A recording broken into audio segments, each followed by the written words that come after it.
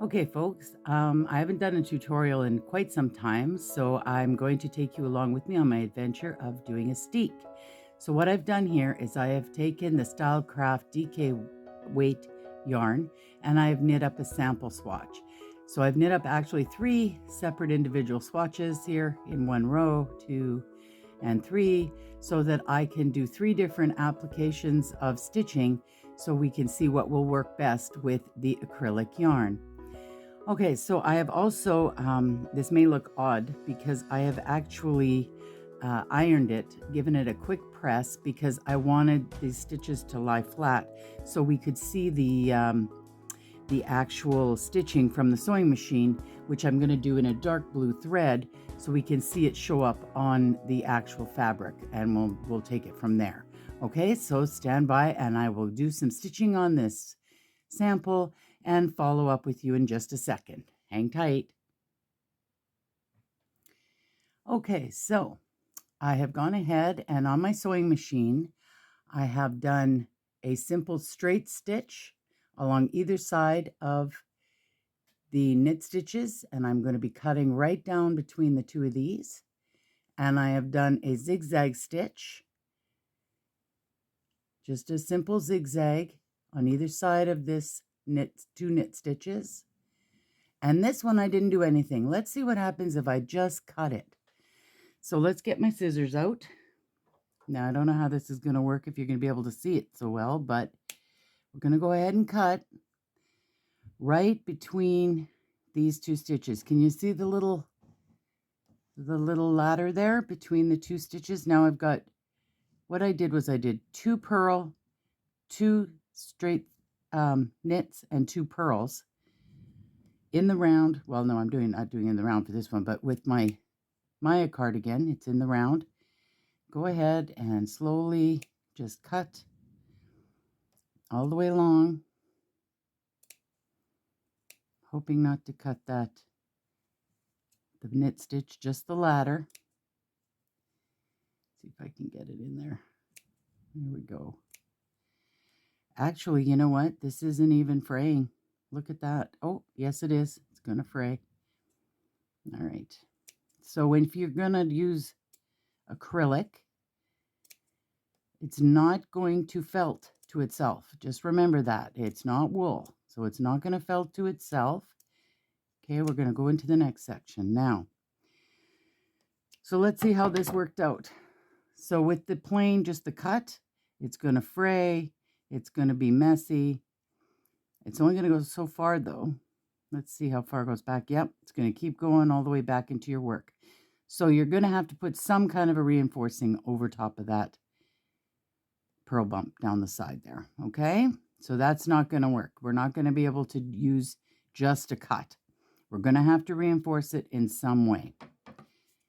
Now we'll cut to the zigzag section. Be sure to try to just cut that ladder in the middle. That way it gives you some space. And there we go.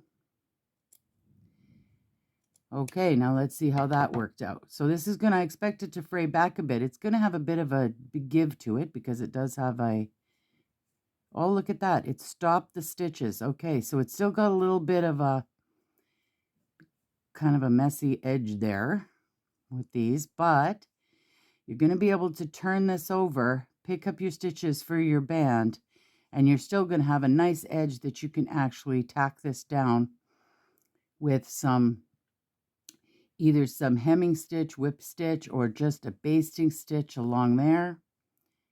That worked out really good. I like that. I like that a lot. Let's see with just a plain stitch, because that's the minimal that you can do. And actually, you could actually do either of these by hand with just thread or with some wool. Actually, with this, if you wanted to, you could go ahead and you could actually, with this, just this bit of cut here, you could actually have gone through and done a crocheted crab stitch on that edge or something, and that might work too. Might make it a little bit thicker on the inside, though. Not sure how much thickness you want to work with. Okay, so let's finish off here. Just cut the ladder in there between those stitches, and let's see how just the minimal stitching of just a straight stitch worked out. There you go. Whoop. Okay. Let's see how that works now. It doesn't have as much give as the zigzag stitch, but you're still going to have that same amount, I think, of, whoop, get a thread out of there. Let's see if it stops the stitches from fraying back. Yeah, looks like it's going to stop the stitches. It's not going to fray back. However, if you pulled that really hard, I think that you'd end up breaking that thread. I think I'm going to prefer to use this zigzag stitch. And then I'll flip it back. And then see on this side, it'll give a nice flat edge. So I'm just going to go along and just tack that down. Of course, with my Maya cardigan that I am making as a gift for Christmas, I will use matching thread, matching wool to sew that down. And I'll just go ahead and I think I'm just going to baste it. And that'll be plenty of strength for that. So there you have it, guys. That's your steeked acrylic, and it works. And there you go. You could do a single pass of thread. You could just baste it. You could just do that by hand if you had to, if you don't have a sewing machine handy. And with this one, if you were very, very careful, you could probably go ahead and whip stitch this down flat and not have to worry about it fraying back as well. But if you gave it a pull, it's going to fray back. So I think as just a standard straight stitch or a little bit of a zigzag stitch is just enough. This, I would actually just trim this off a little closer just to clean it up a bit. Right, just to give it a little clean edge, a little bit more of a clean edge here to work with. And also, if you feel up to it, or you just have some material around, or maybe some bias tape, you could put a little bit of bias tape or fancy ribbon down here as well. Just finish it off just real professionally. There you have it.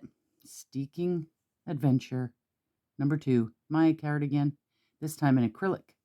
Remember, acrylic is not wool, so it will not mat to itself or felt to itself. It's going to always slip and slide and unravel. Okay, that's it. Take care. Now, next thing is the video, and hopefully I will get that Maya cardigan all steeked up and finished off so that you guys I can show it off on one of my videos. Take care. Have a great day. Bye from Soxy Nana. There you go. I have gone ahead and sewn down along either side of the the double knit stitches. Maybe you can see it a little better down here because the thread is actually kind of a little bit darker. It matches more this tan color. And I've gone ahead and zigzagged all the way down on either side of the stockinette stitch, right on top of all the purl bumps, all the way down. Now I'm going to go ahead and I'm going to cut it. Now to just clean up the edging and tack it down and find some buttons. All done. So proud of this little girl here. This is the Maya cardigan.